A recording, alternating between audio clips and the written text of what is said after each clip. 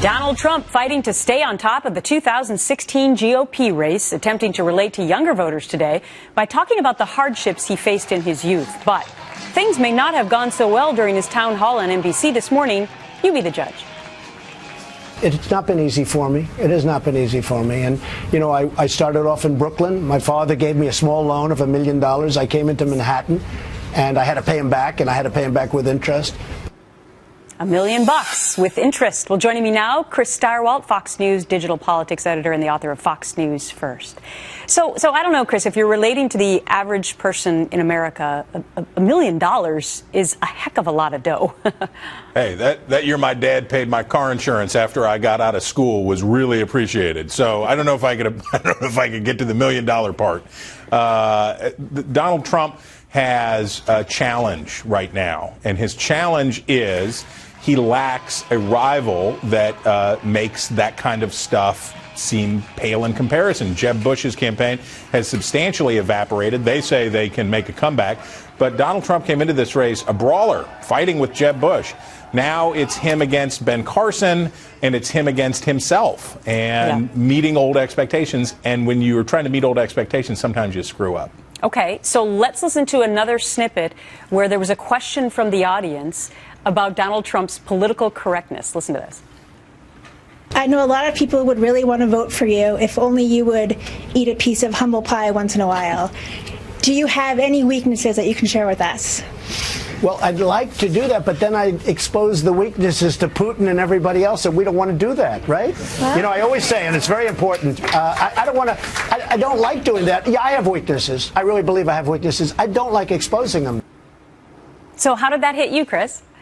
Well, look, one of the problems that Trump is having in Iowa, one of the reasons that we've seen 3 consecutive polls in Iowa down, is that he's struggling with evangelical Christians, which is a big part of that state's electorate, and it's a big part, maybe the biggest part, of the Republican primary electorate across the country. And do you know what they're into? Failure, grace, and redemption. They're into humility. Those are traits and characteristics that their faith prizes. And Mr. Trump, what he's talking about may be helpful in a boardroom negotiation, but when you're trying to win the confidence of skeptical voters, especially of Christian voters, that's what they want to see. Okay, meantime, looks like Senator Marco Rubio is over with being a senator, saying he doesn't hate the job, but that he's pretty frustrated by it. He was asked about it after he missed some key votes while on the campaign trail. Here he is. I am running for president. I will miss votes, as everyone who's ever run for president from the Senate has. But if I miss votes, it's because I'm out campaigning on behalf of the future of America. So he's really trying to parlay himself now also as an outsider. Will it work?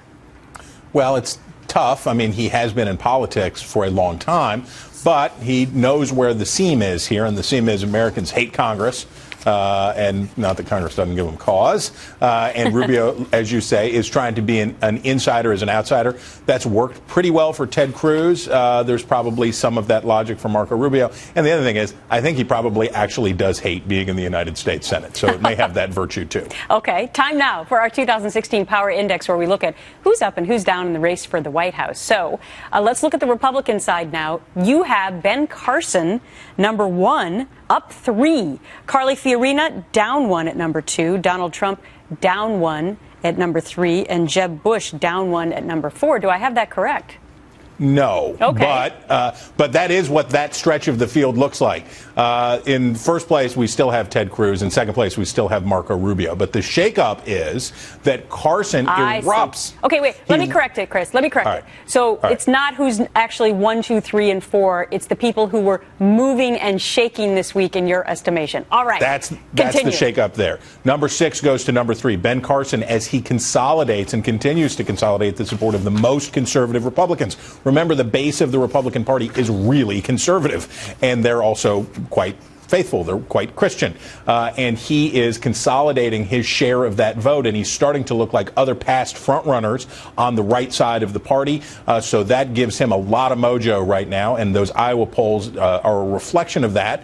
And as a consequence, that means that other folks, Carly Fiorina, Donald Trump, Jeb Bush, slide back a spot to accommodate space for the good doctor's rise. All right. I need to go back to math class and figure that out better next week. Although I loved math, but it just didn't show that well in that question to you, Chris. Too. All right. See you next week. You too.